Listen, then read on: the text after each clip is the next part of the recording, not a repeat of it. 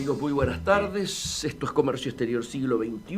Hoy es martes 9 de abril del 2019 y como desde hace 10 años, de manera ininterrumpida, los vamos a acompañar aquí siempre desde AM 1010 Onda Latina hasta las 16 horas, como todos los martes. Quienes quieran comunicarse, ya saben que pueden llamar al 43 72 28 41, 43 72 30 61.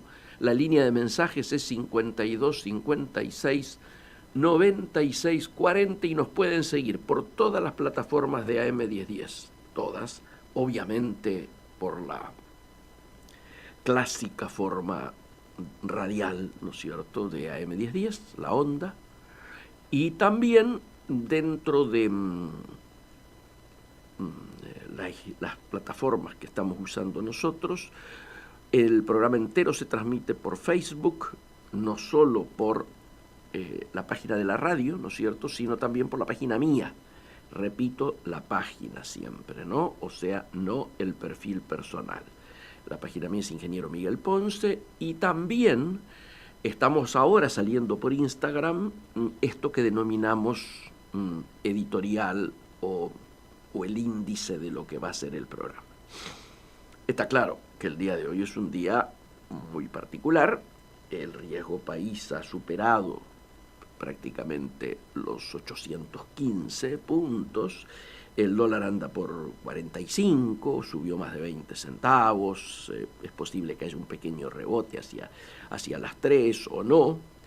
Está claro que estamos viviendo, yo lo decía ayer en televisión y hoy en varias radios, se está trabajando con tasas que demuestran que las inquietudes del mercado pasan por la casi certeza de que el año que viene no vamos a poder afrontar las obligaciones de endeudamiento que tenemos. Estas son tasas de default, dicho a calzón quitado. Obviamente, lo que están haciendo los inversores, nosotros ya lo hemos adelantado acá, tiene que ver por un lado con el año electoral. Todos los años electorales, sea cual sea la situación económica, hay un momento en el cual se produce el cambio de cartera, es decir, la dolarización de las carteras. ¿Por qué?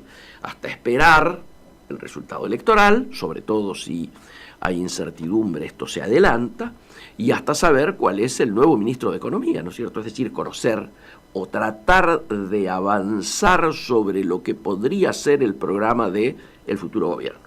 Pero está claro que aquí está habiendo ingredientes que tienen que ver lógicamente con este cronograma que yo hago referencia, pero que tienen que ver también con las vulnerabilidades de nuestra economía, ¿no? Está muy claro.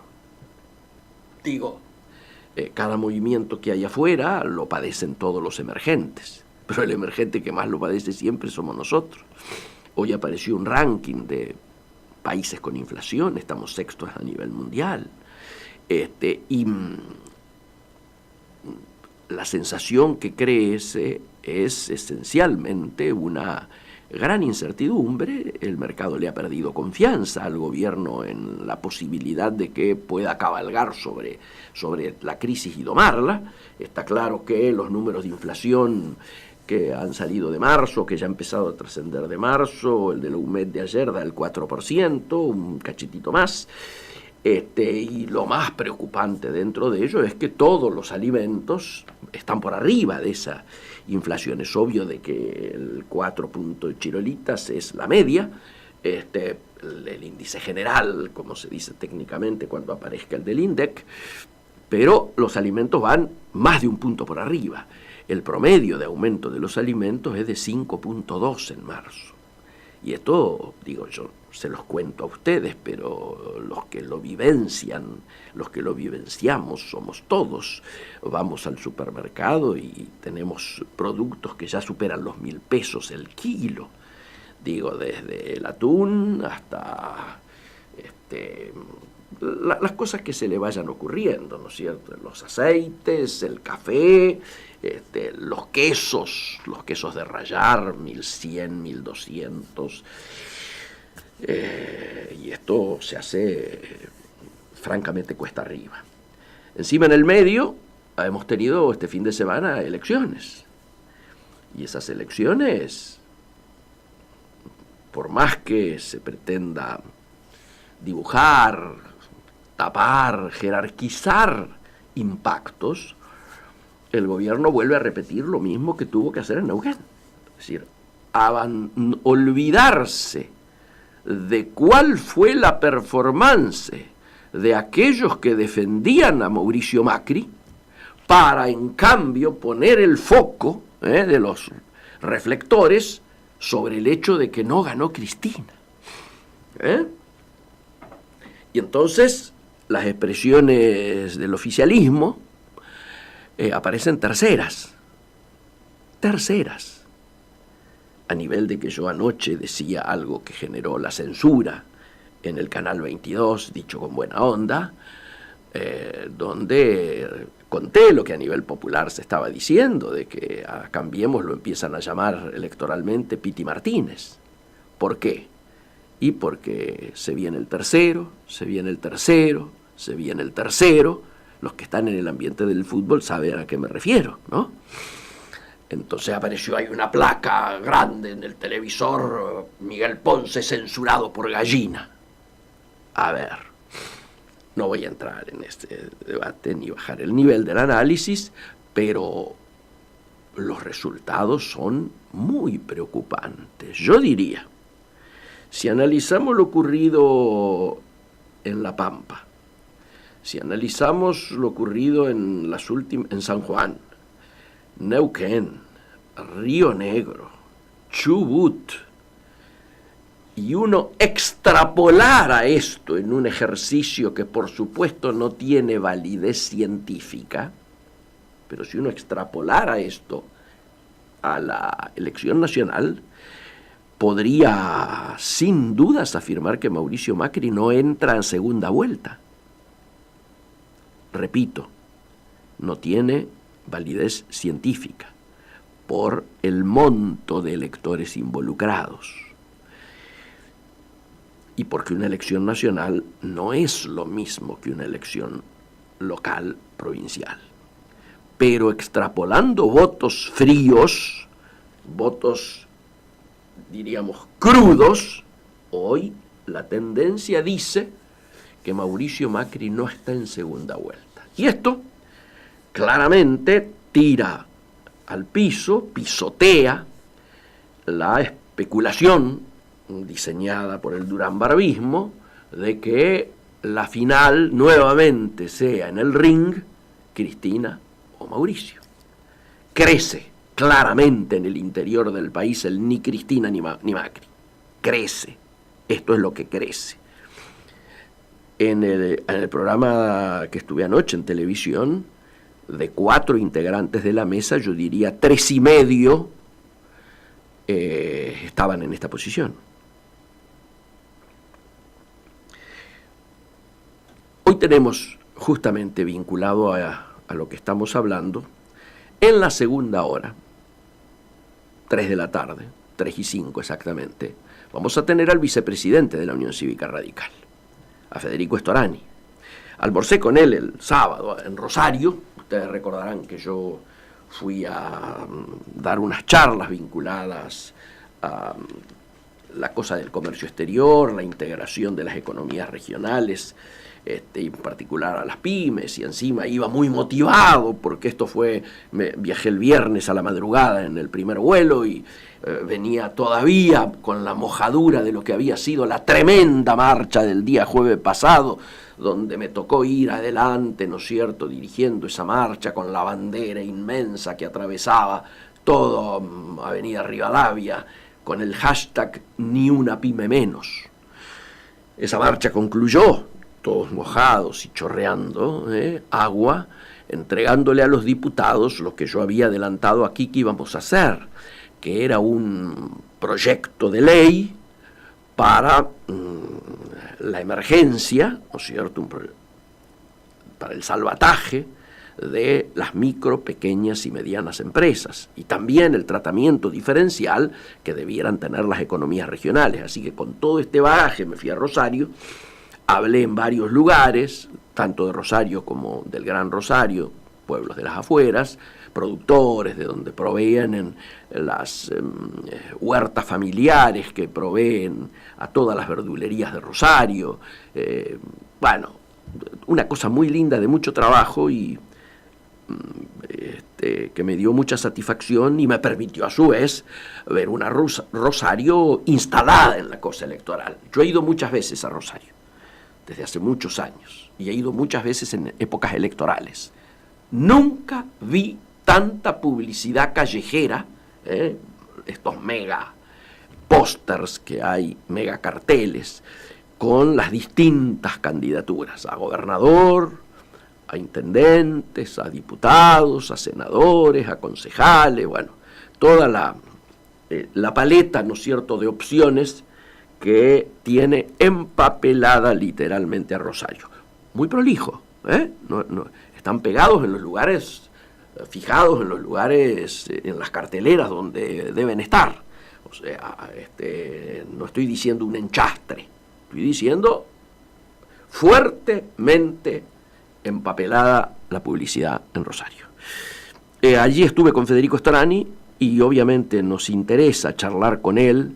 Él participó de un programa bárbaro que hay en Rosario, histórico, donde está 3 horas, media hora con el periodista y las otras, el resto del programa contestando preguntas directas de los oyentes, recogiendo la bronca que hay en términos sociales, recogiendo las quejas de los consumidores por un lado, la queja de los productores por otro, los comerciantes. Rosario es una zona industrial, está padeciendo en particular el proceso recesivo, como casi todas las partes del país está sufriendo, ¿no es cierto?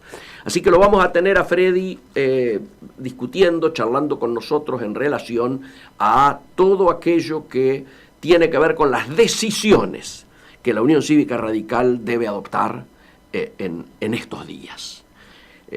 Si bien algunos ya estamos hablando sobre ciertas posibilidades, si bien avanza la idea de tratar de construir una alternativa que, como siempre decimos, evite que la gente tenga que elegir entre el fracaso del presente y el fracaso del pasado, todavía esa alternativa, si bien en Santa Fe sí está construida y obviamente pasa por el actual oficialismo provincial, ¿no es cierto?, con el 90% del radicalismo junto con el socialismo gobernando la provincia y la ciudad de Rosario, nacionalmente todavía no está construida y hay muchas dudas, ¿no es cierto?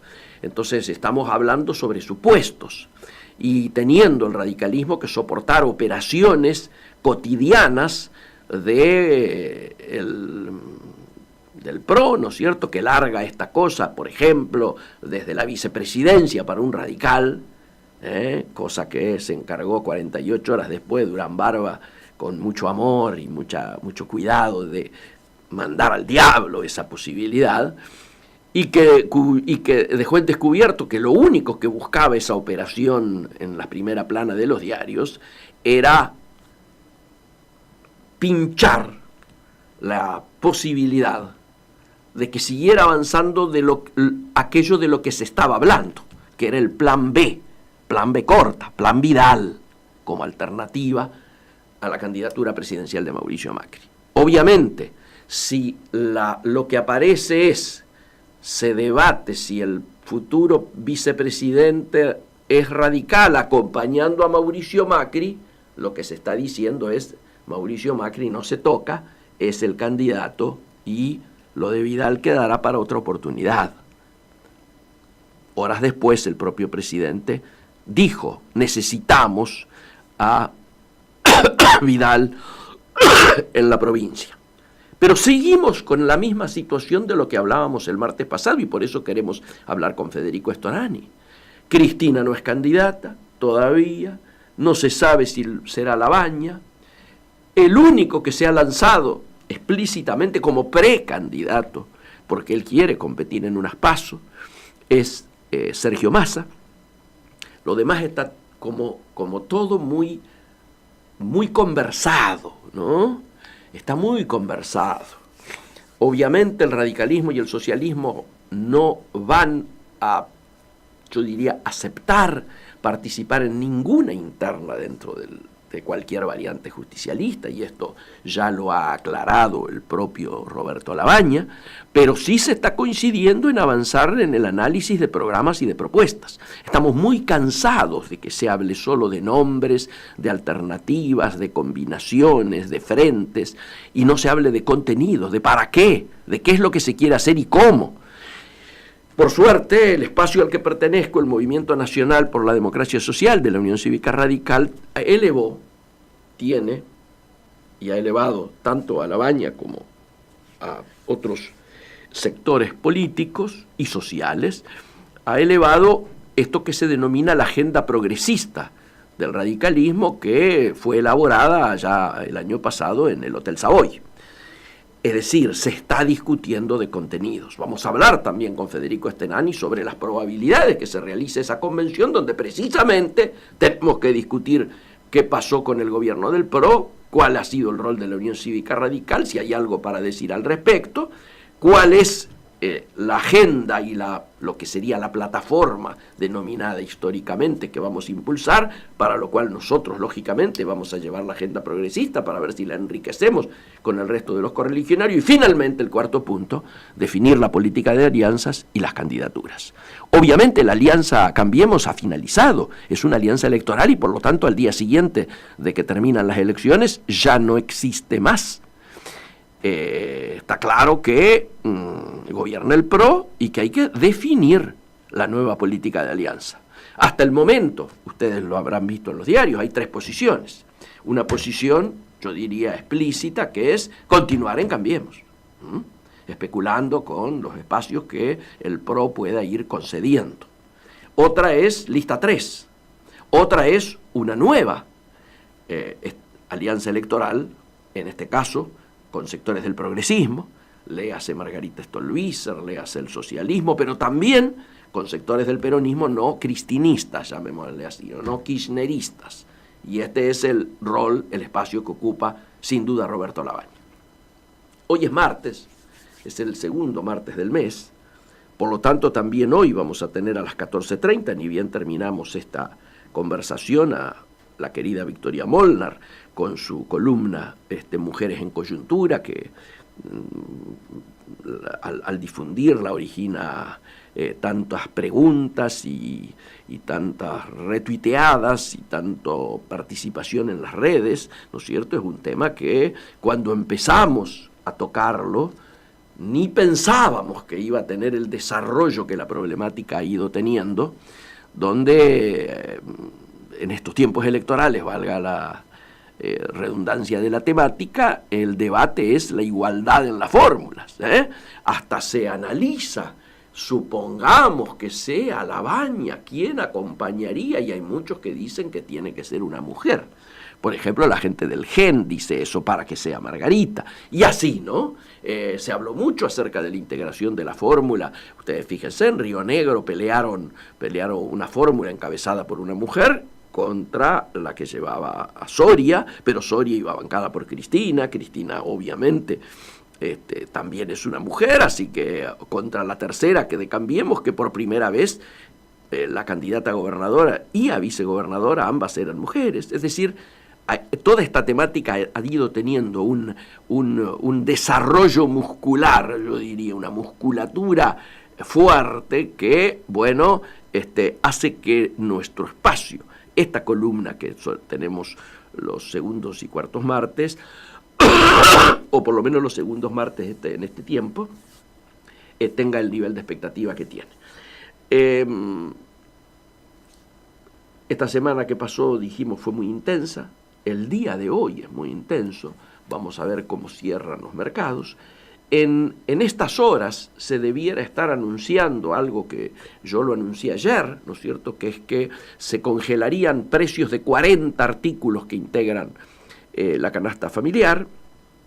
Obviamente, el planteo que trascendió por allí de que el radicalismo exigía un golpe de timón a la marcha de la economía nacional tiene una limitación, ¿no es cierto?, estructural, que hace de que el hecho de estar en un stand-by del Fondo Monetario Internacional lleva a pensar que se está cumpliendo y se va a seguir cumpliendo aquella primera aseveración que hacíamos cuando nos oponíamos en su momento al ingreso al fondo, que es la pérdida de libertades para la toma de decisiones autonómicas en el terreno de los programas económicos. Y entonces las posibilidades de movernos allí son muy escasas.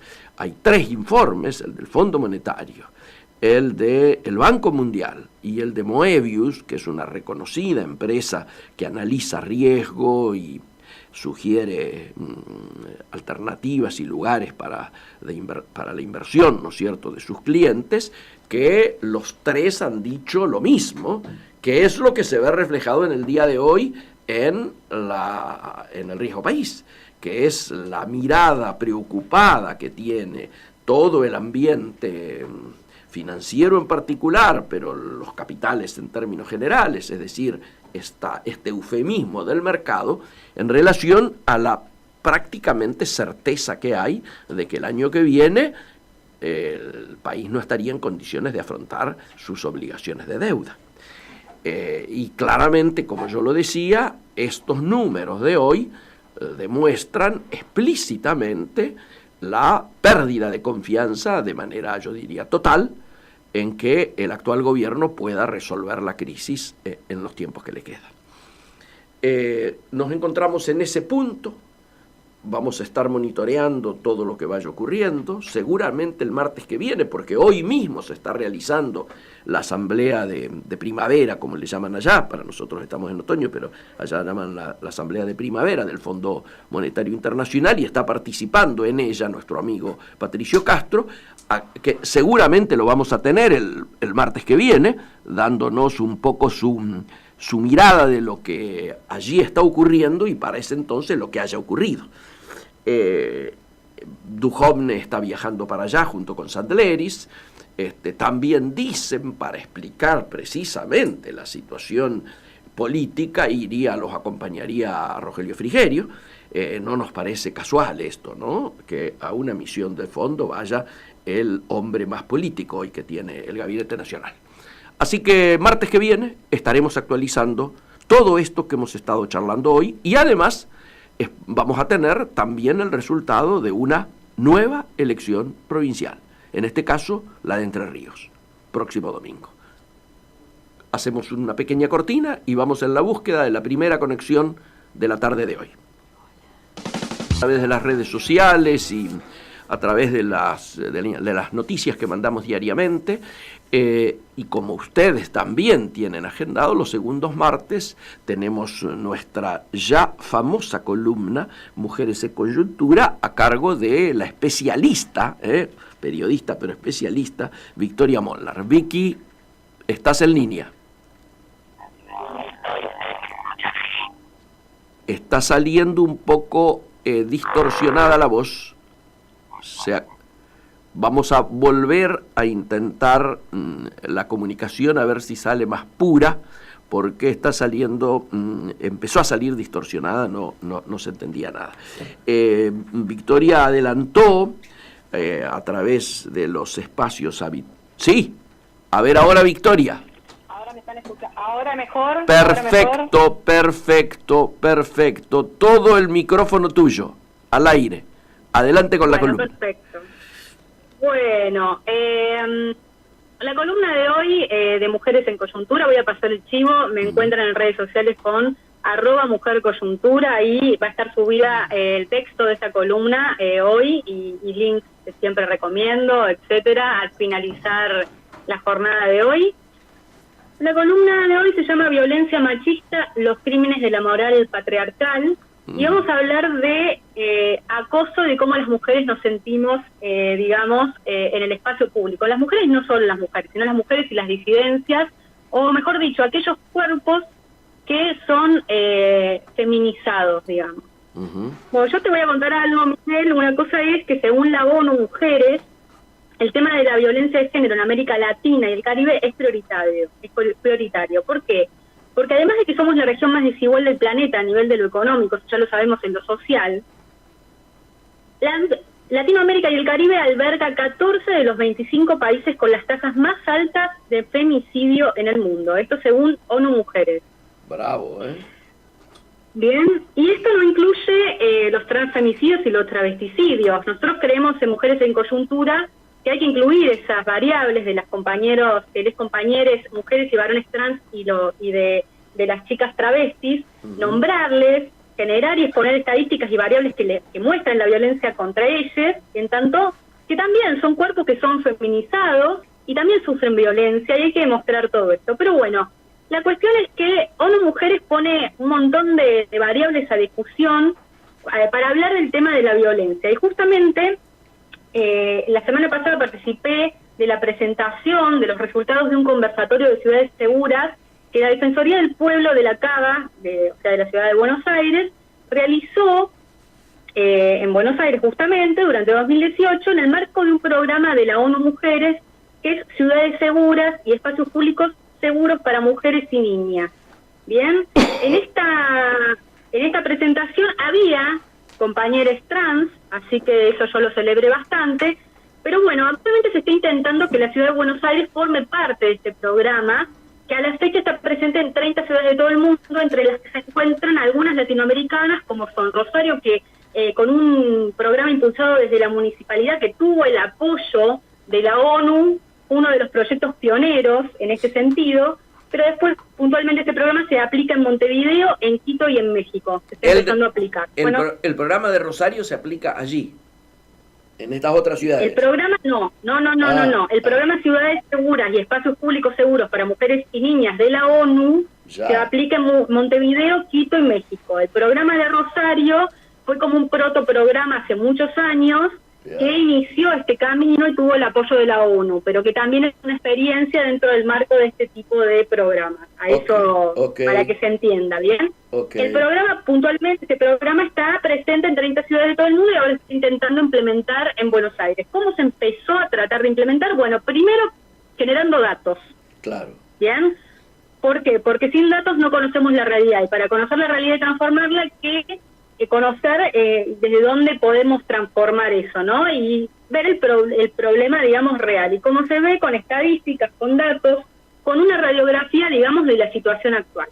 La importancia del programa radica en que, en general, la violencia que vivimos los cuerpos feminizados en el espacio público es poco reconocida, y este programa entiende a las violencias como un problema social situado en los territorios y no como un problema individual que deja a la víctima sola, y en ella recae entonces la responsabilidad de que ello ocurra, de que la violencia ocurra, sino que considera que la violencia es una cuestión estructural que ocupa un territorio, y bueno, en este caso son las ciudades. Bien. En este caso concreto ya se empezó a hacer una encuesta que se hizo en 2018, y además se le sumaron todo lo que salió en estos conversatorios que yo comentaba recién, que fue lo que se expuso la semana pasada en la Defensoría del Pueblo, y los datos son bastante... Se nos ha ido nuevamente... No me he ido, está en comunicación, no sé por qué. Dale, seguí entonces, adelante. Sigo, no me he ido, escuche. Vamos. Bueno, el 71% estamos accidentados, hoy hay algo en internet que está machista, me parece, y que está tentando, no, mentira.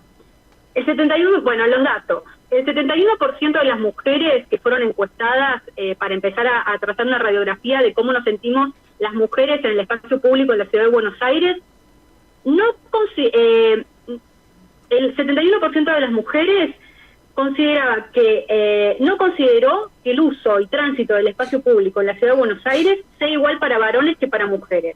Ajá. Y aunque no identificaron concretamente el por qué evidenciaban eso, digamos, lo referían, o sea, no es lo mismo, decían ser mujer que ser varón a la hora, o ser un cuerpo feminizado a la hora de circular por las calles de Buenos Aires. Bien. Asimismo, el 80% de las mujeres entrevistadas sufrió alguna situación de inseguridad en el transporte público. Ajá.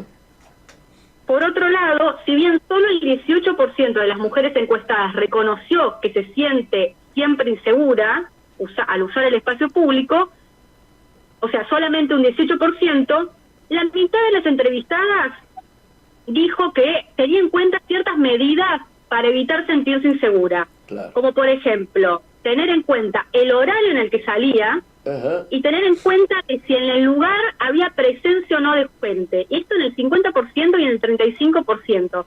Y esos son los factores importantes para que las mujeres y cuerpos feminizados planifiquemos nuestros desplazamientos por la ciudad. Así que aunque no lo reconozcamos abiertamente, aunque digamos que no nos sentimos inseguras, o aunque solo un 18% requiera sentirse inseguro en el espacio público, abiertamente estamos limitadas. Nuestra circulación está abiertamente limitada, ¿bien? Ya por las medidas que tomamos.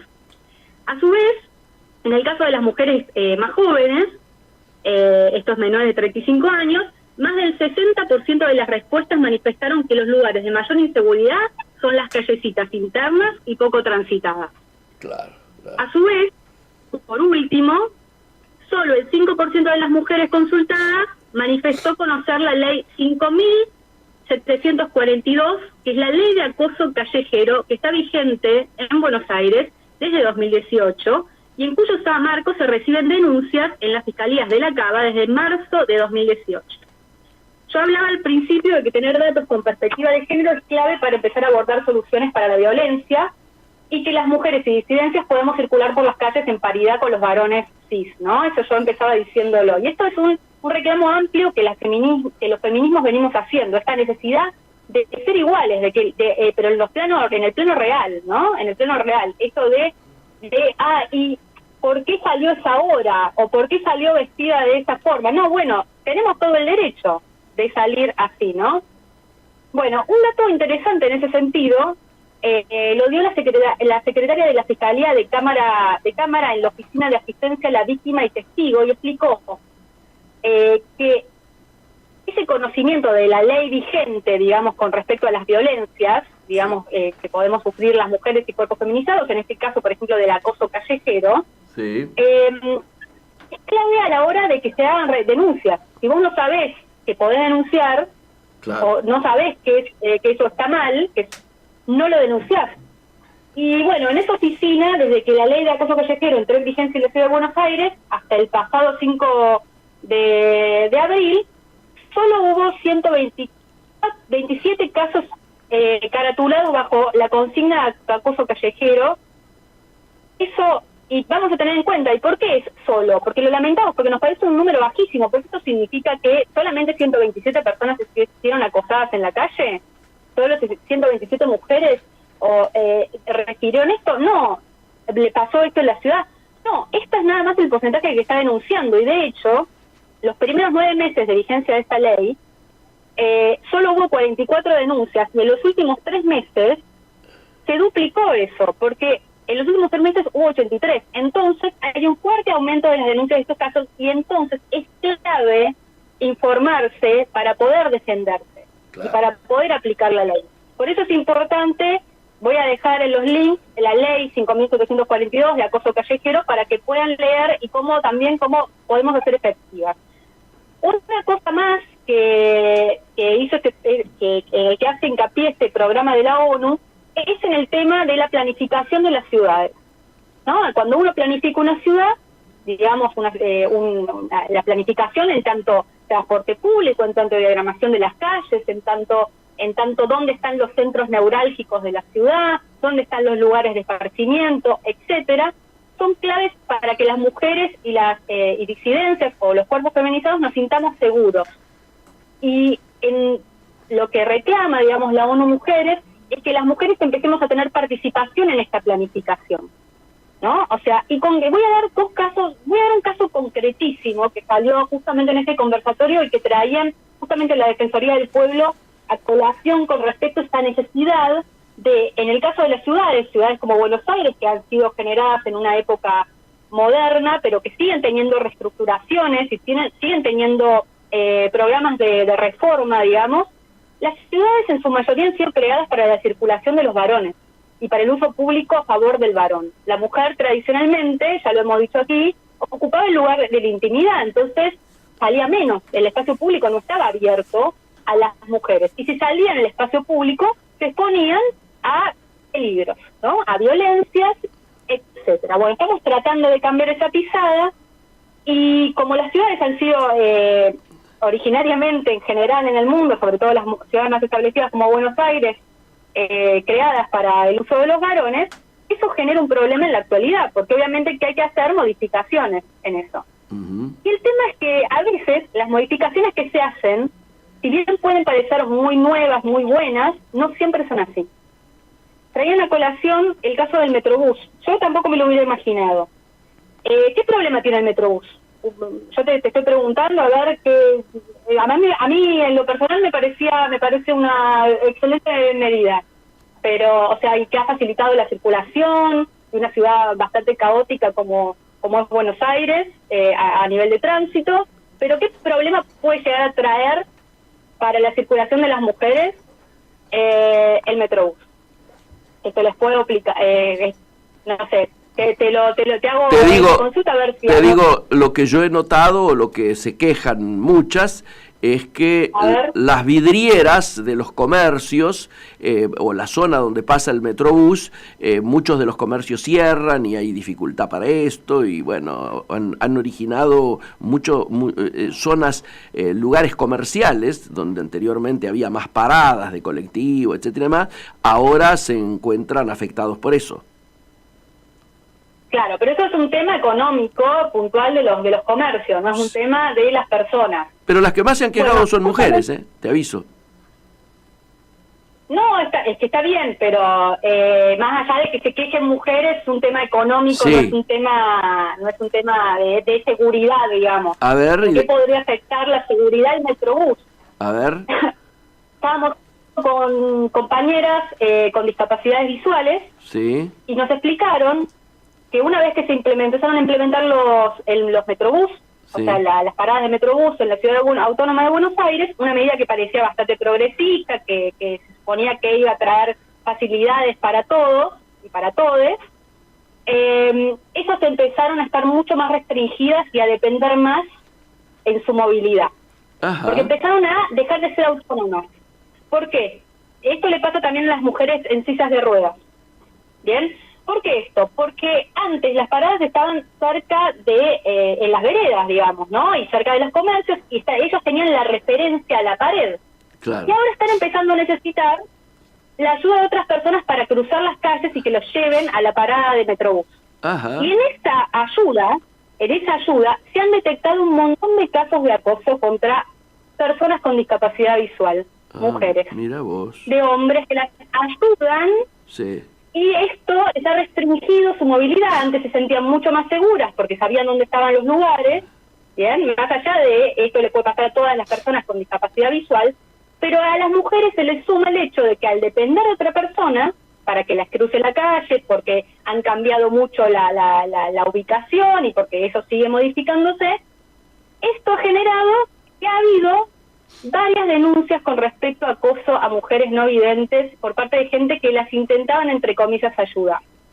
Así que paradójicamente, miren si no será importante que en todas las reformas que hacemos, digamos, se tengan en cuenta la perspectiva de género, se tengan en cuenta las diferencias, no solamente la mujer como arquetipo, digamos, ¿no? La mujer blanca, heterosexual, trabajadora, sino todos los tipos de mujeres que hay. Correcto. Que no es una sola, no se reduce, ¿bien? Todo lo que hablábamos yo en la columna anterior, empezar a ver las diferencias y tenerlas en cuenta, porque las diferencias es lo que hace que nosotros tengamos medidas más plurales y lleguemos a más gente y seamos...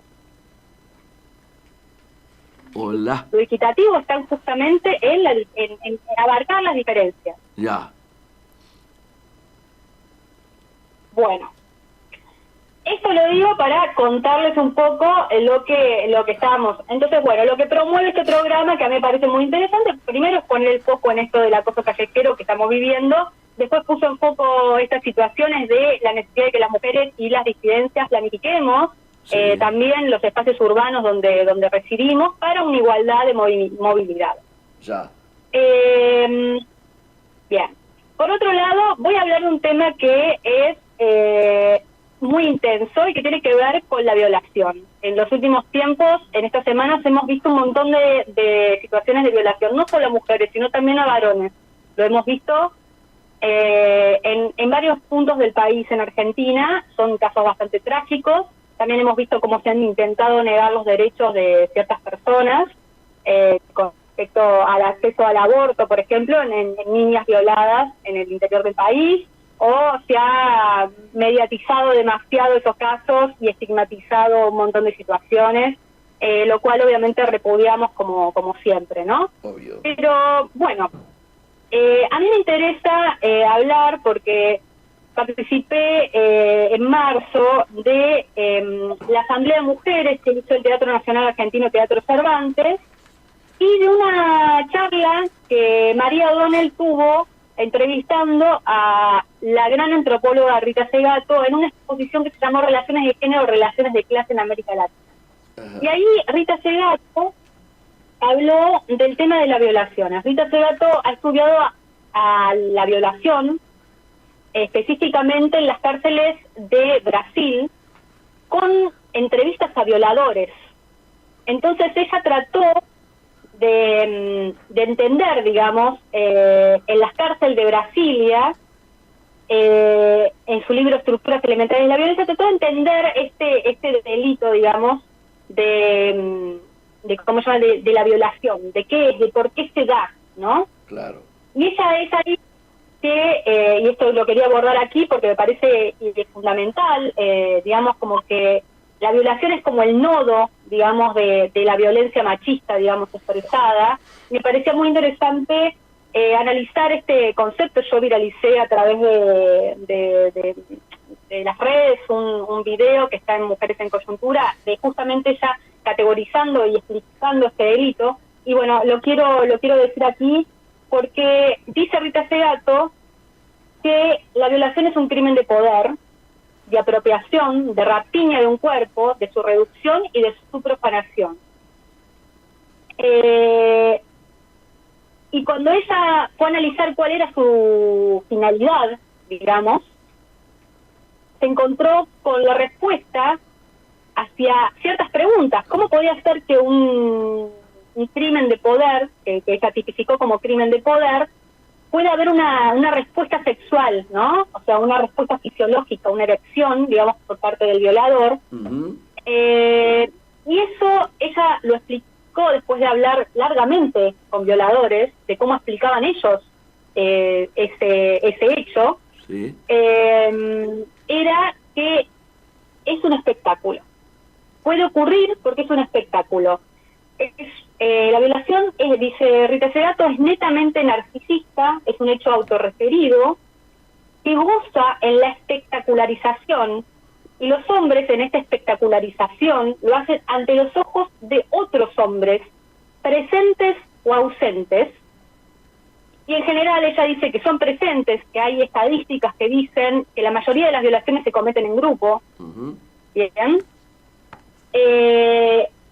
Y por ende, no es un crimen en solitario, de un loco, de un desviado, de una persona que está fuera de sus cabales, de un psicópata, sino que es un crimen plenamente social, ¿bien?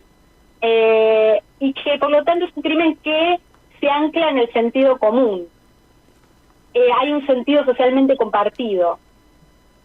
Ella dice, el violador es una persona normal, y además, cada vez que ella consultaba, porque porque la reacción normal, el sentido común dice como que las violaciones se dan porque el hombre necesita satisfacer su deseo sexual. La mayoría de estos violadores que ella entrevistó preferían tener no solo una pareja, sino varias parejas sexuales, y por una cuestión de necesidad sexual no satisfecha, y justamente por esto es un crimen de poder. Claro. Y también referían que la violación es un crimen extremadamente moral, porque en la conversación con los violadores que tenía Rita Segato, Sí. la respuesta es que él estaba moralizando y disciplinando a la víctima, es decir, enseñándole cómo debía comportarse. Y ella dijo, y esto es lo que asusta a muchos hombres de bien, de cómo puede pasar esto, pero sí.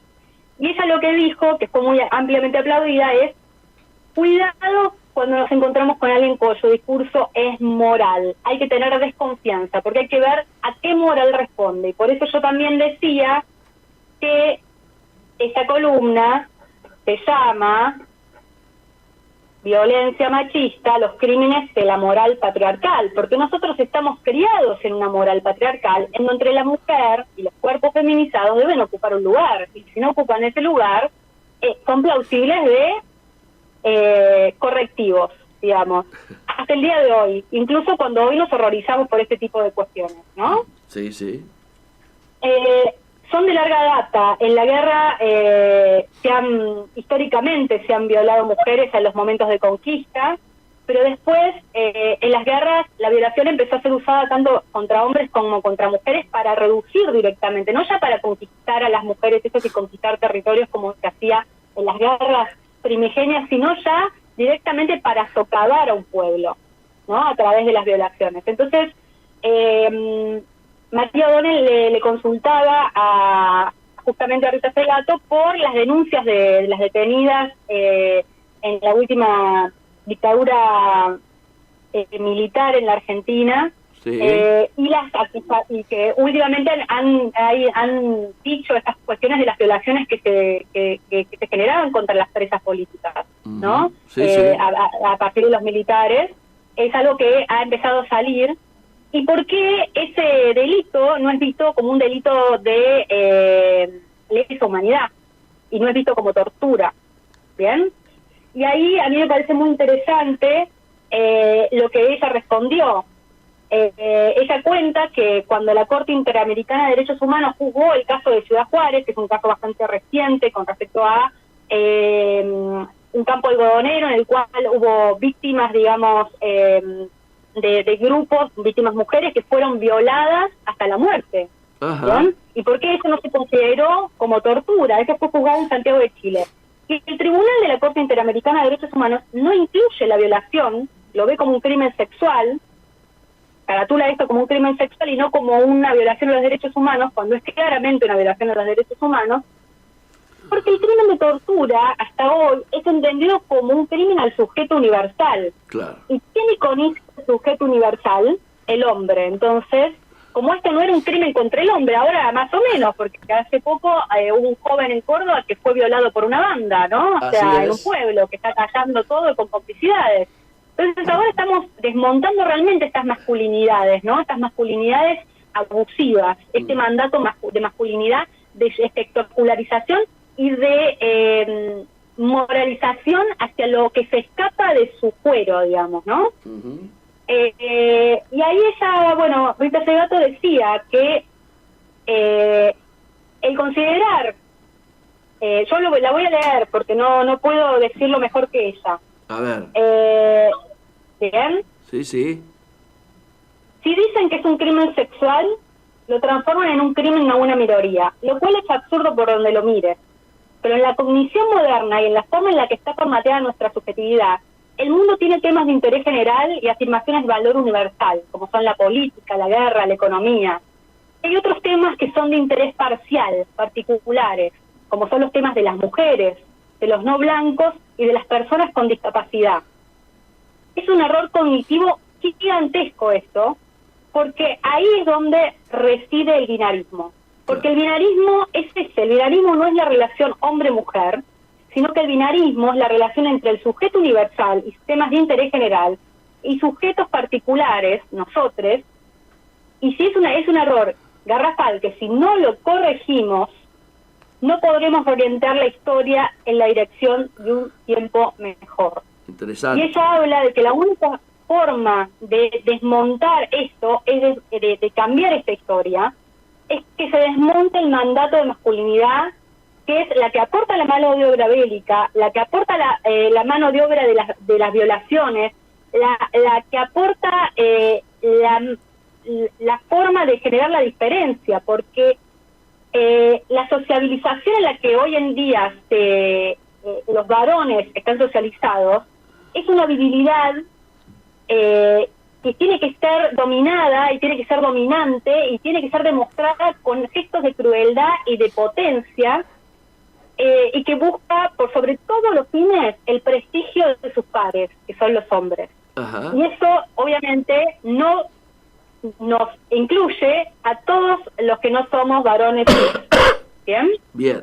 Así que en ese sentido ella llamó a que los varones empiecen a hacer el cálculo de cuánto ganan y cuánto pierden por ser hombres en este sentido. Ajá. Y cómo empezamos a desmontar eso. Y bueno, para terminar, porque ya nos estamos quedando como en el tiempito, yo quería abordar esos temas, son largos, pero bueno, quería como traer esto a colación para que empecemos a circular de cómo se necesita, o sea, desde el acoso callejero, digamos, que puede ser sexual también, sí, o que puede ser un piropo, mal llamado piropo, o una tocadita, como refirió un tipo que le tocó, que conoció una mujer en un colectivo de larga distancia hace poquito, y dijo, lo detuvo Gendarmería y detuvo el colectivo 30 kilómetros de llegar al destino, y dijo, tanto lío por una tocadita. Bueno, sí, tanto lío por una tocadita, señores, o sea, porque realmente increíble, es la apropiación de un cuerpo porque piensan que les pertenece. Realmente nuestro cuerpo, nuestros cuerpos, vamos a decirlo así, porque esta forma de decirlo inclusivo, más allá de que no está regido por, es una cuestión de hacerlo visible, no son más que de nosotros mismos, ¿bien? Okay. Para terminar con las mujeres en movimiento, yo siempre hago como un popurrí de cosas para hacer, pero voy a hacer nada más uno. Va a ser un comentario en referencia al día de hoy. Hoy es 9 de abril y es el día del pago igualitario. Entonces, según Economía Feminista, las mujeres en la Argentina ganamos en promedio 27,5% menos que los varones, acá en Argentina, ¿no? Bien. Y sobre el día de hoy voy a poner lo que ellas ponen, porque lanzaron una campaña que a mí me parece fantástica, que por favor sigamos. Las mujeres ganamos menos que los varones en todo el planeta. Según la Organización Internacional del Trabajo, la OIT, en los últimos 27 años la brecha salarial apenas ha disminuido. A escala mundial, las mujeres siguen percibiendo un salario aproximadamente 20% inferior de los varones. Además, según el World Economic Forum, entre 2017 y 2018 se desaceleró el ritmo al que crecían los salarios y necesitaríamos esperar 2 siglos para cerrar las diferencias salariales entre varones y mujeres. Hablamos de brecha salarial. En Argentina, la brecha salarial por género es del 27,5%. Por lo tanto, las mujeres tenemos que trabajar hasta mañana, 9 de abril de 2019, para equiparar lo que los varones ganaron en 2018. Por eso hoy, hasta hoy, si nosotros trabajamos hasta hoy, de todo el año, para equiparar exactamente lo que los varones ganaron. Es decir, tenemos que trabajar 1 año y 3 meses para obtener lo que ellos mismos obtienen solo 1 año. El cuarto trimestre de 2018 la brecha salarial alcanzó el 30% en la Argentina. Mientras que el ingreso medio de los varones fue de 21.792 pesos, el de las mujeres fue de 15.241. Listo. Esto significa que las mujeres ganaron alrededor de 85.000 pesos menos que sus pares varones durante el año pasado. Para las trabajadoras informales, además, la situación es muchísimo peor. La brecha ahí, para las trabajadoras informales, se amplía más del 36%. Y además, esas trabajadoras son más de 1/3 del total, y entre ellas encontramos a las empleadas domésticas, que son las que están más desfavorecidas. Quienes tienen las tasas más altas de precarización laboral y los peores salarios de la economía. Entra el noticioso, nos volvemos con Comercio Exterior Siglo XXI, hoy 9 de abril del 2019, y para esta segunda hora queríamos iniciar comunicándonos con Federico Storani, vicepresidente del Comité Nacional de la Unión Cívica Radical, que debería estarnos escuchando. Freddy, ¿estás en línea? Sí, estoy en línea y escuchando bien y claro, por suerte. ¡Qué alegría! Un abrazo. ¡Qué alegría! Gracias, Freddy, un fuerte abrazo. Bueno, no hace tanto que hemos estado No, estuvimos el fin de semana pasado en Rosario. Almorzando el sábado en Rosario. El país. Así es, visitando amigos y ayudando amigos, ¿no? Freddy, cuando volvimos, al día siguiente, hubo 2 elecciones en el marco de este cronograma, ¿no es cierto?, de desarrollo de un año electoral, la de Río Negro y la de Chubut. Me interesaría primero, antes de meternos en los temas más profundos, un análisis por lo reciente de las mismas y por el impacto que esto puede tener.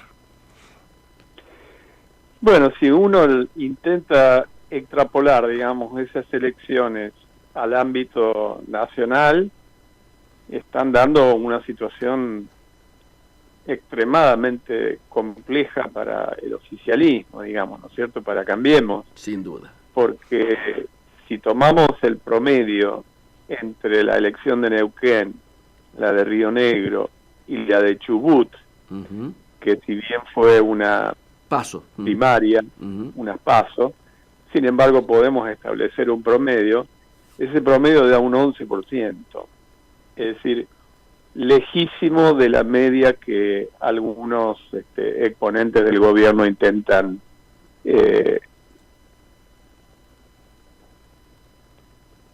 Hola.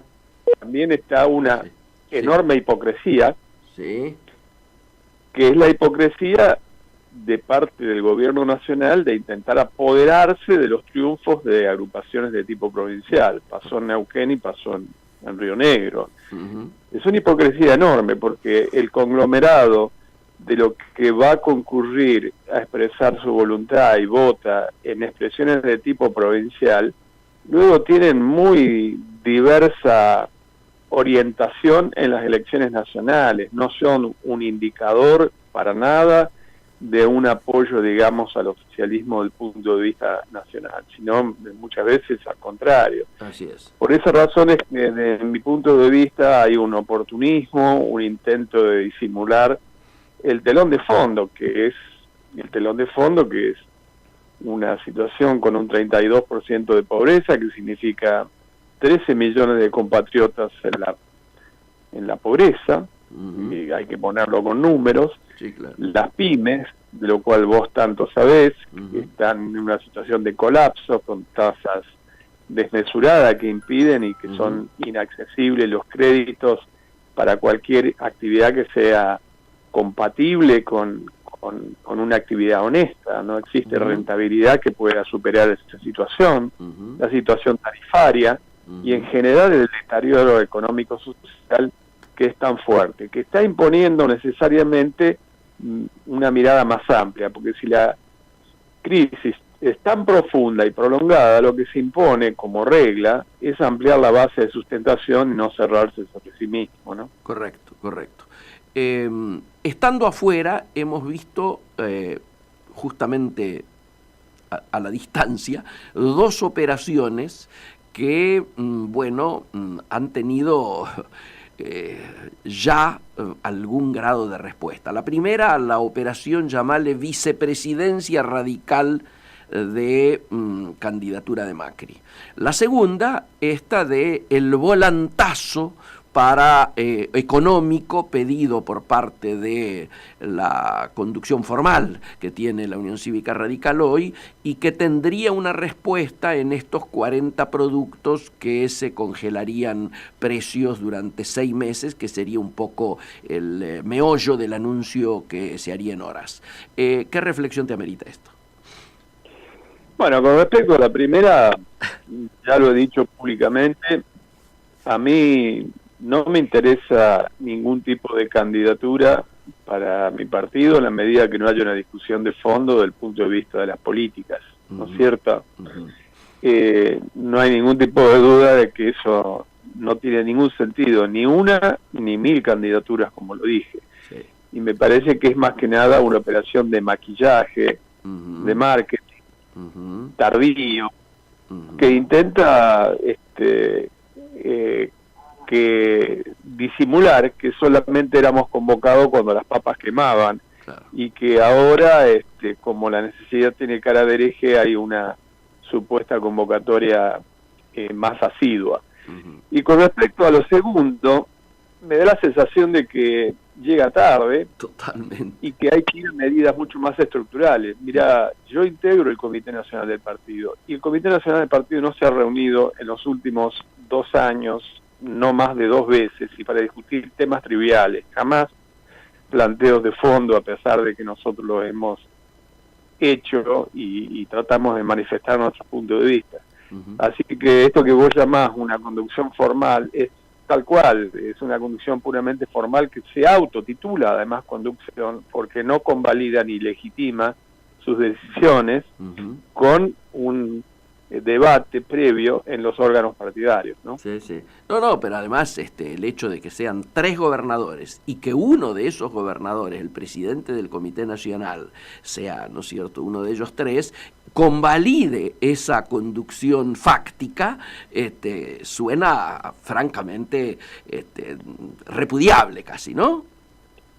Bueno, algunos de nosotros en su momento planteamos, porque obviamente yo integro el Comité Nacional por la minoría, pero una minoría muy fuerte, porque casi logramos el 50% de los delegados al Comité Nacional en esa oportunidad, que era incompatible tener una función de gobierno con el ejercicio de un partido que tiene que tener mayor independencia frente al poder, porque están condicionados y muchas veces su actuación obedece a que están condicionados por los presupuestos provinciales, por el giro de fondos para obras públicas y por tantas cosas que conocemos. Así es. Y por lo tanto no pueden actuar con total independencia como correspondería a un partido histórico como el nuestro. Correcto. Ahora, Freddy, tenemos un horizonte hacia adelante de 2 o 3 elecciones importantes. Particularmente viene Entre Ríos y después viene Santa Fe. ¿Qué feeling estás teniendo en relación a esto, recordando este 11% que te pusiste a analizar tan bien y que yo no me había puesto a hacer la cuenta, que resulta impactante? ¿Vos crees que esto puede llegar a variar en estas 2 próximas elecciones o esto ya viene generando una tendencia? No, mira, yo pienso que lamentablemente para muchos de los correligionarios de buena fe que están todavía pujando por tratar de enderezar este carro que, en mi punto de vista, tiene que pegar un giro, pero auténticamente en otra dirección, hacia un planteo de un gobierno de unidad nacional, a la posibilidad de constituir un Consejo Económico Social, a muchas cosas que son casi del sentido común que está reclamando la sociedad.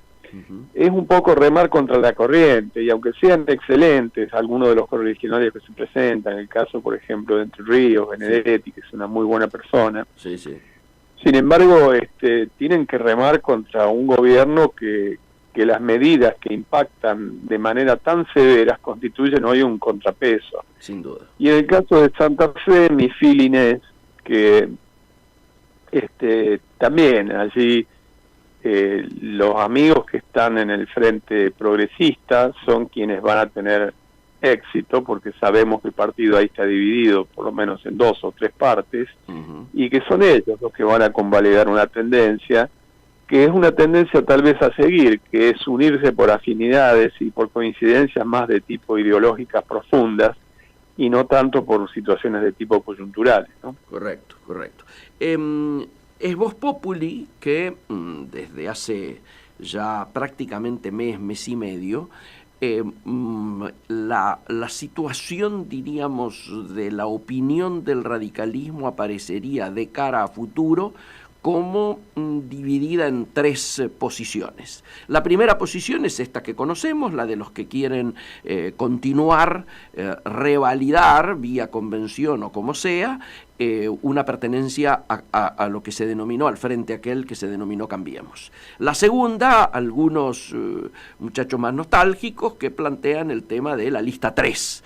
Y una tercera posición que está más planteada en la línea de lo que vos venís diciendo, de los que comprenden que hay que ampliar la base de sustentación y que hay que marchar hacia un acuerdo político, económico y social, etcétera, juntándonos, por un lado, con aquellos con los que tenemos más afinidad continuidad ideológica, vos bien lo decías, el socialismo, agreguemos al GEN, etcétera, y por otro lado con los sectores del peronismo que no tienen compromiso con el pasado, léase esencialmente los que están fuera del kirchnerismo.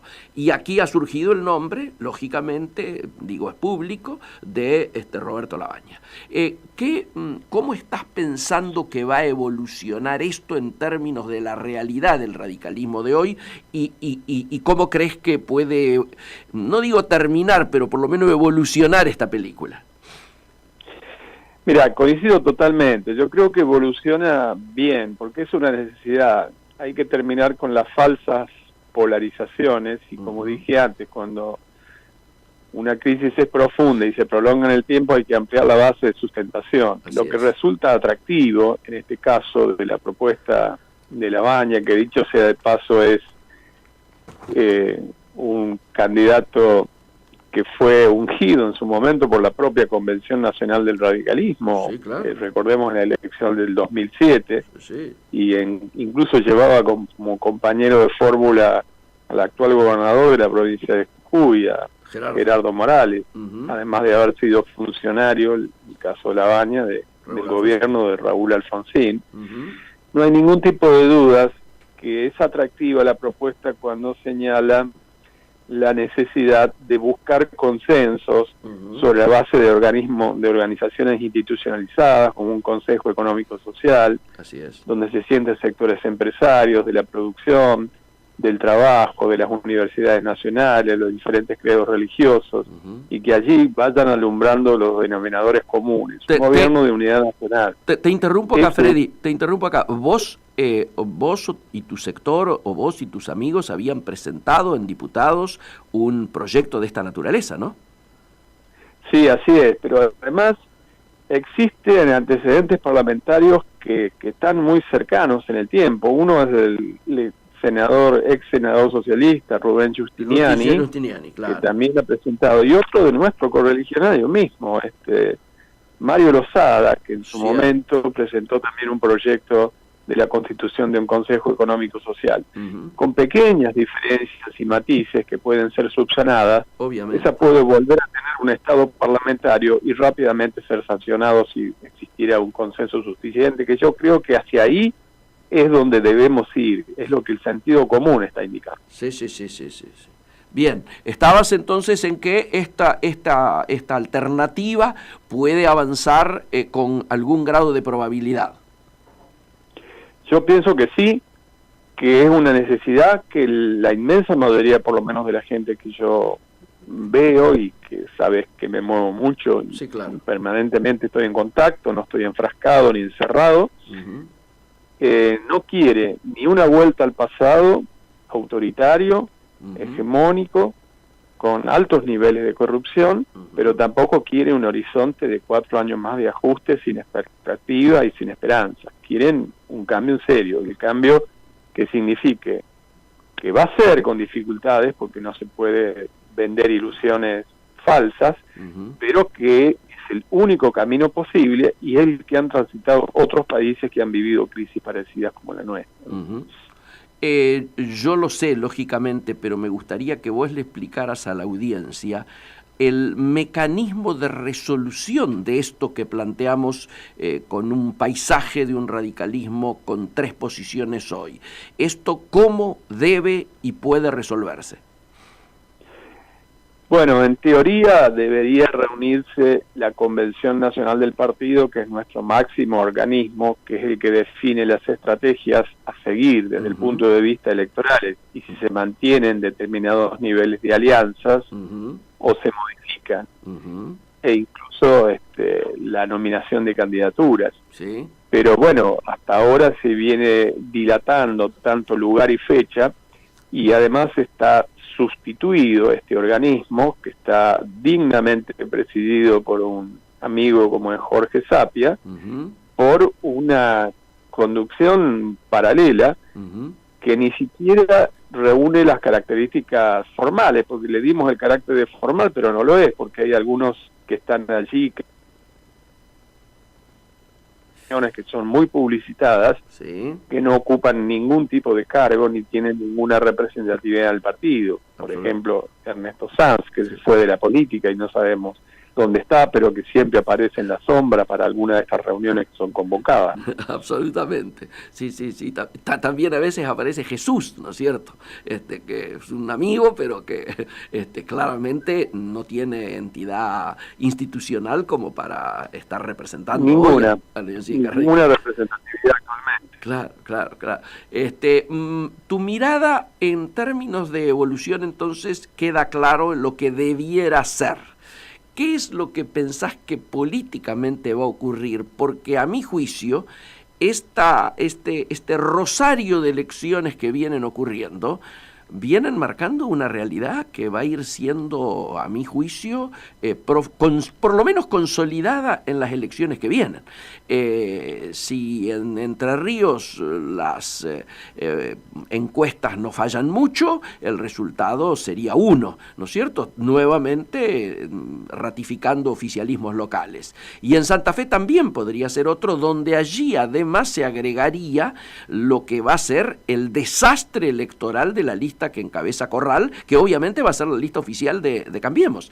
Mi pregunta es, con esa probabilidad tan cercana de ocurrencia de estos resultados, y fácticamente va a quedar muy expuesto que el pensamiento de los afiliados, de los simpatizantes, de los adherentes al radicalismo y su masa votante está eligiendo otras opciones, y entonces suena como dificultoso que la conducción actual, esta fáctica a la que hacemos referencia, con algún grado de inteligencia convoque para perder.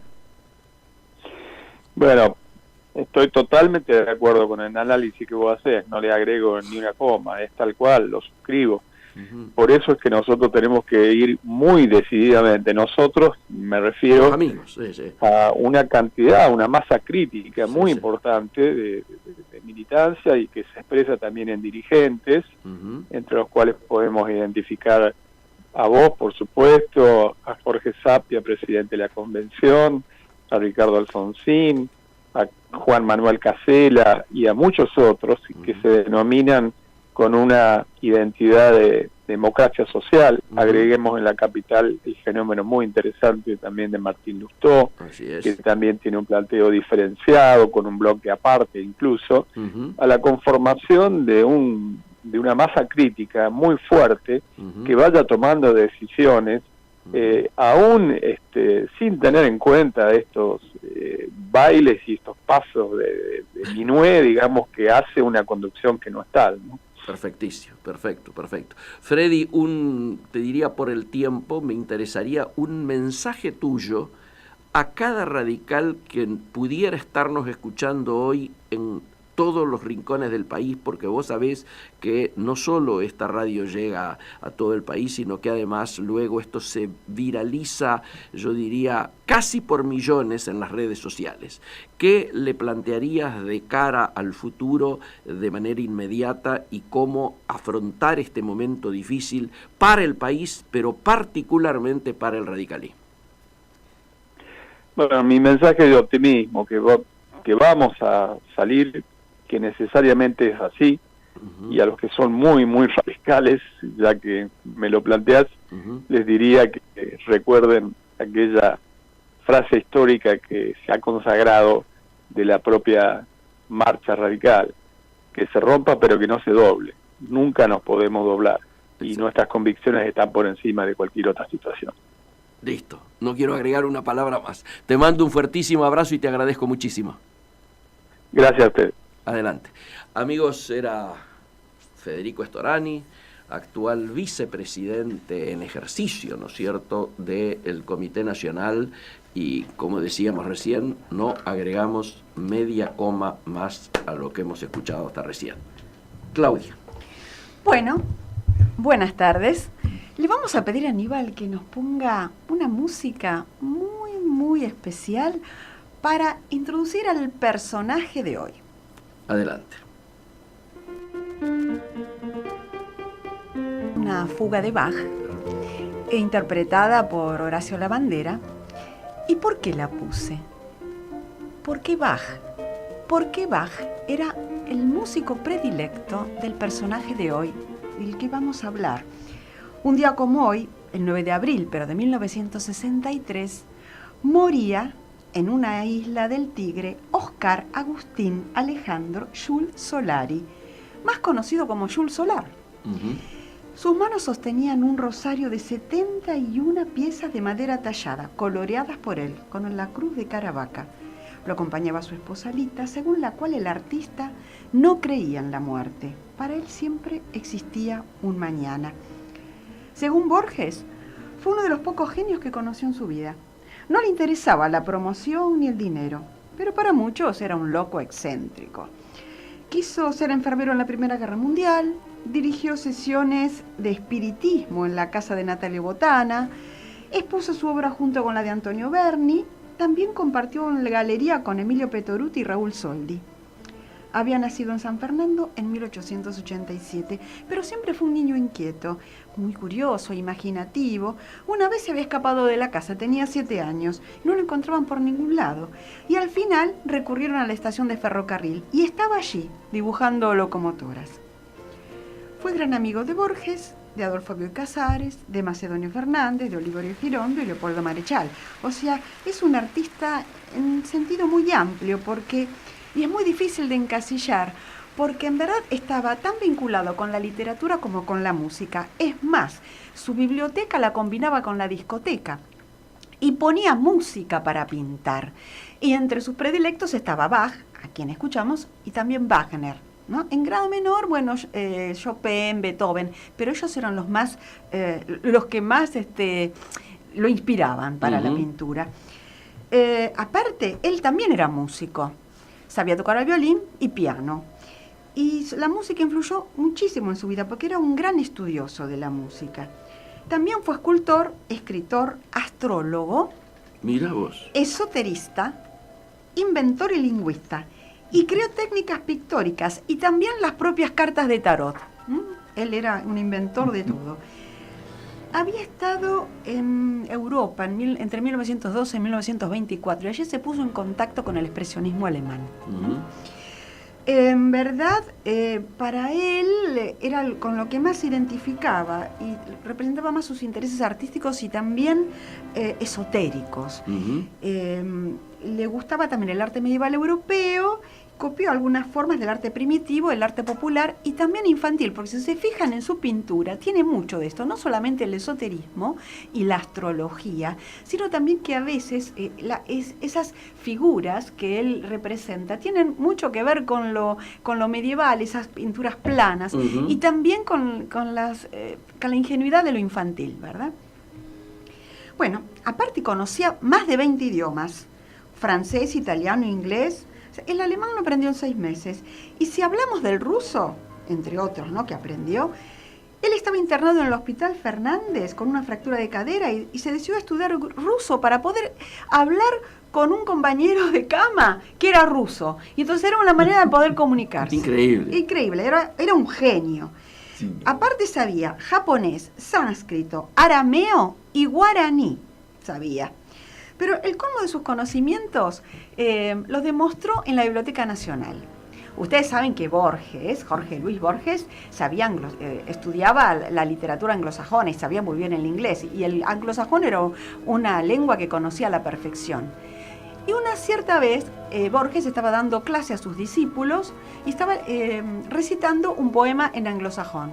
En ese momento cae su amigo Jules Solar, interrumpe la clase y encima lo reprende porque le dice que no estaba pronunciando bien el anglosajón, ¿no? Una palabra en particular, claro. Sí, en realidad que tenía una muy mala pronunciación, que no era muy exacta. Así que fíjense, Borges en ese momento, bueno, no sabía cómo superar la situación. Después lo averiguó, porque no se quería quedar con la duda. Entonces averiguó, siguió estudiando, investigó, y resulta que Jules Solar tenía razón. Tenía una pronunciación que la había hecho no tan perfecta como él decía. Aparte, era tan genial Jules que construyó 2 lenguas, inventó 2 lenguas. Uno, la panlengua y el neocriollo. La panlengua era un idioma universal, monosilábico, que era superior al esperanto en su estructura y en musicalidad. Y él decía: soy el creador de un idioma universal, la panlengua, sobre bases numéricas y astrológicas que contribuirá a que los pueblos se conozcan mejor, porque era un idealista, en realidad. También destacó su labor de inventor creando el panajedrez, en el que las casillas convencionales eran más y se relacionaban con las constelaciones y los signos zodiacales.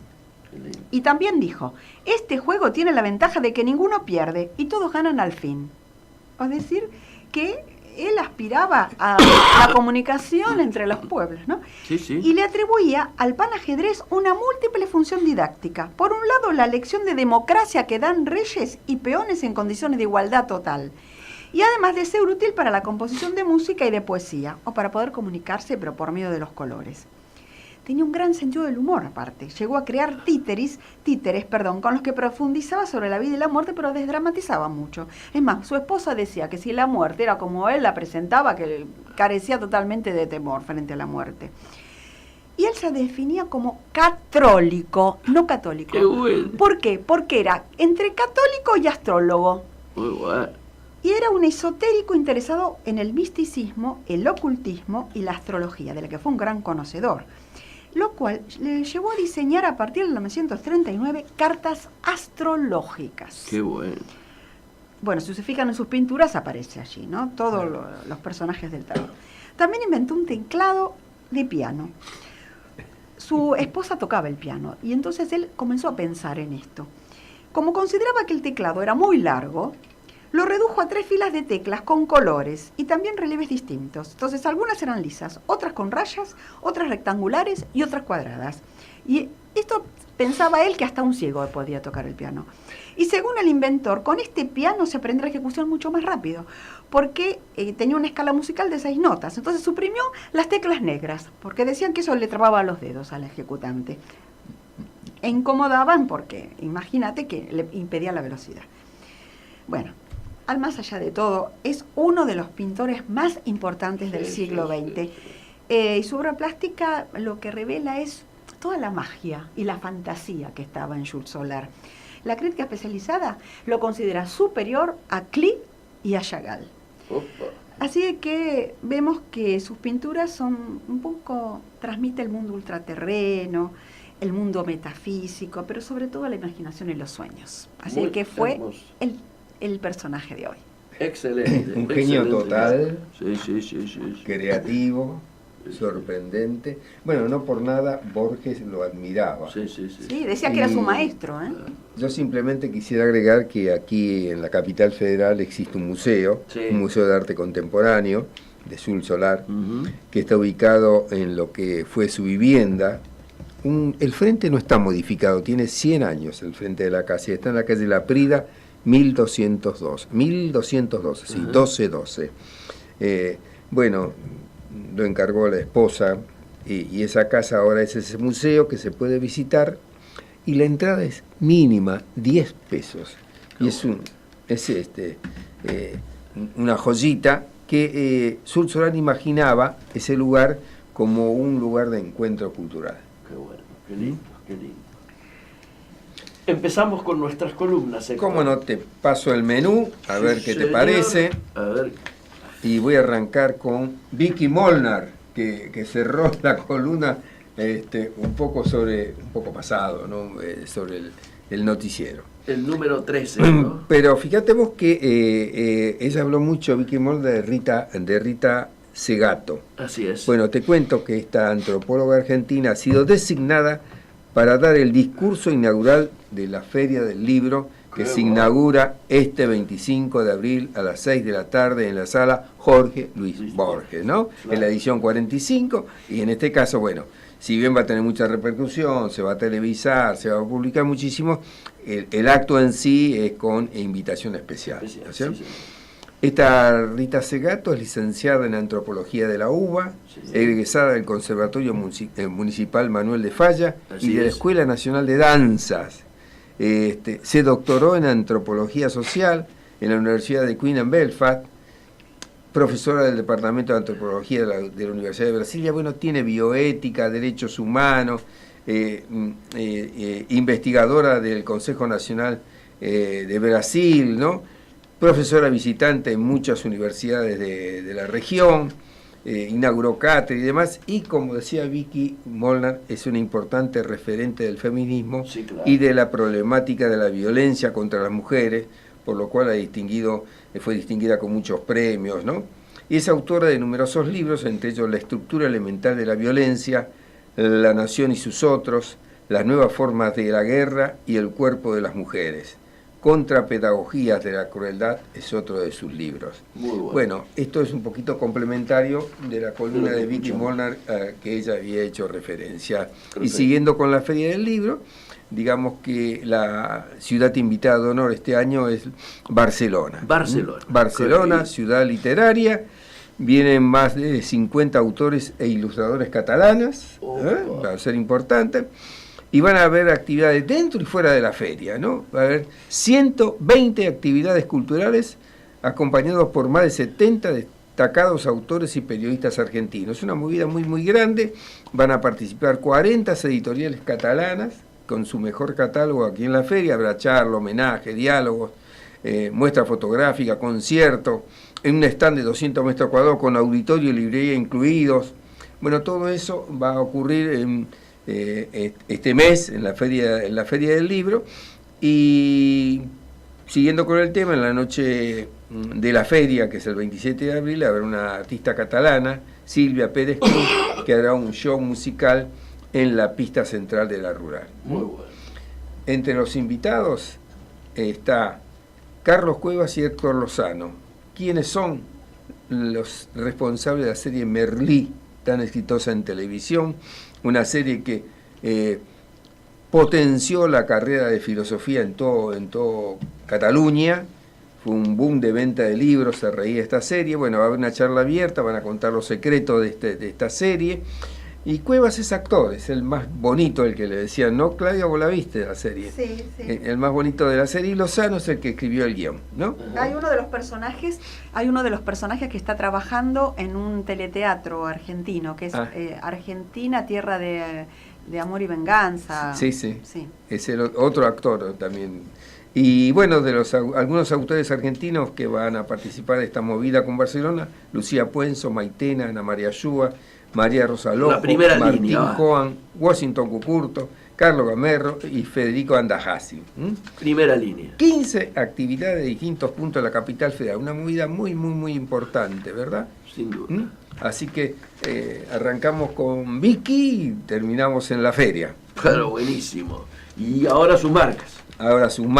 Vamos. Bueno, tiene que ver con sus marcas de la feria, por supuesto, ¿no? Sí. Bueno, hoy Clarín publica algo que ocurrió ayer, 8 de abril, que es para mí muy trascendente. Un diario siempre lo conocí yo como una cosa única. Un diario era un diario y punto. Y así fue el comienzo de Clarín. Ahora Clarín se ha convertido en un planeta de un sistema solar donde el Sol es el grupo Clarín, no el diario.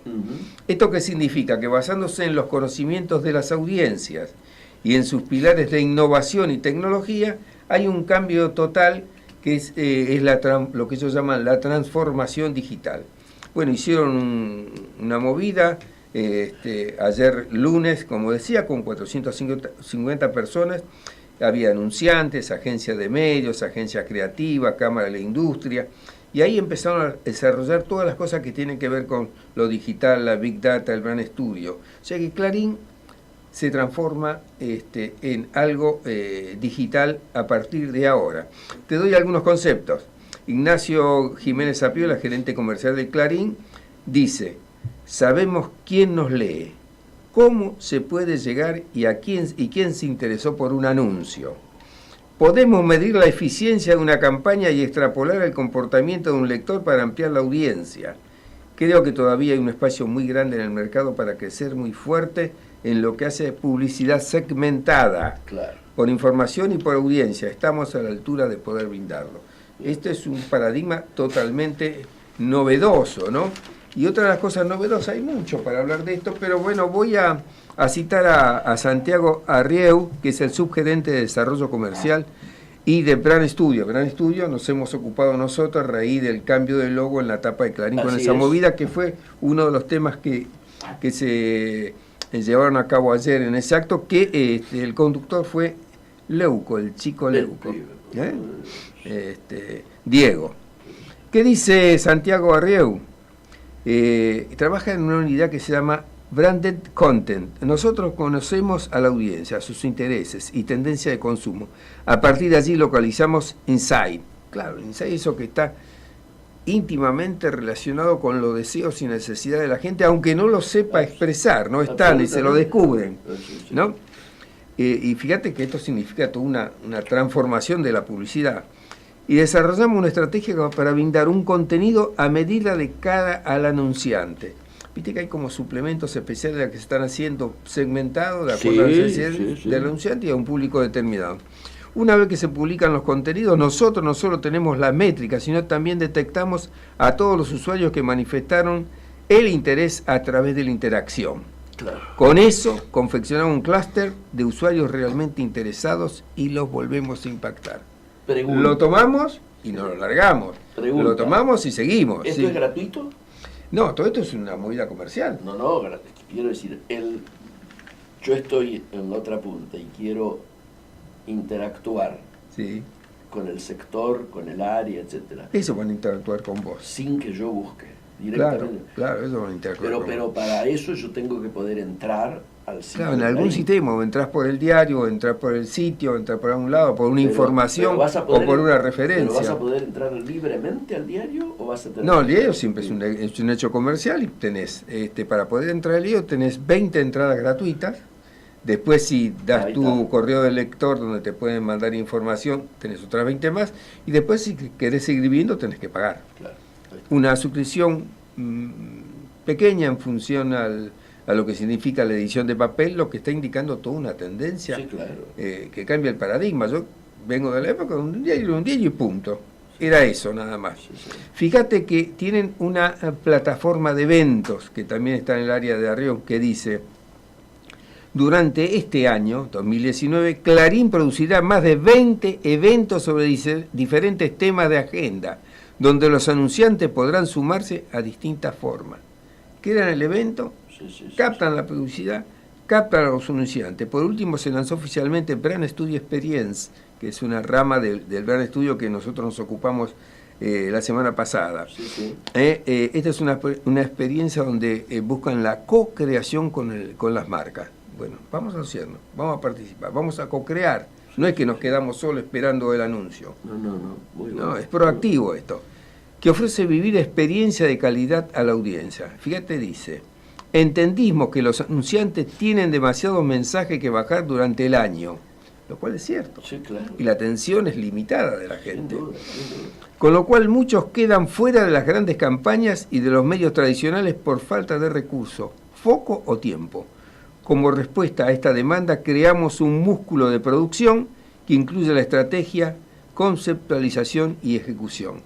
Esto significa que están ocupando el lugar de los medios, de las agencias, de los creativos. Cambia todo con esto. Cambia el negocio. Cambia el modelo de negocio.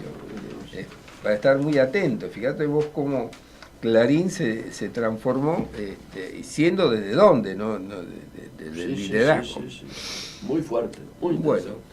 ¿Cómo seguimos? Ahí vos tenés el menú. Y ya tenemos Feria del Libro, la transformación digital, Amazon. Bueno. Jeff Bezos, su líder, su creador, hace 20 años dijo qué iba a pasar y cómo. Y ahora el New York Times lo rescata eso y lo pone para que se conozca, ¿no? Claro. Dice que Amazon, al tiempo que estima que la empresa venda más de $25.000 millones en productos de sus propias marcas propias en el futuro inmediato. O sea, es una transformación. Bezos dijo, la cosa es por acá. ¿Y qué dijo Bezos hace 20 años? Queremos construir un lugar donde la gente pueda encontrar y descubrir cualquier cosa que quiera comprar en línea. Ahora, cualquier cosa. Voy a comprar en línea. Ahora no es, al principio te acordás que fueron los libros nada más. Y eso necesita un trabajo de logística fenomenal, impresionante. Dice la segunda, los centros comerciales son historia. Sí, sí, claro. Sí. Sabe que desde hace años se habla del apocalipsis del retail. Están desapareciendo lugares de compra.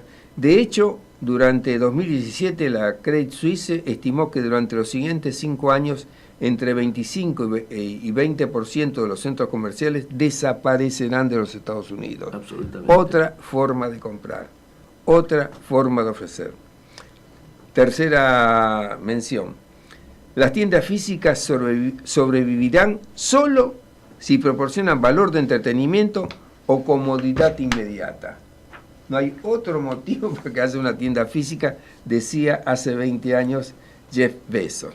Fíjate que Apple y Samsung son un ejemplo claro. Los puntos de venta físicos tienen que ofrecer algo más que el producto que vas a comprar. Tiene que haber una relevancia para que vayas al shopper. Tiene que haber amenidades, tiempo, precio, comunidad, cercanía.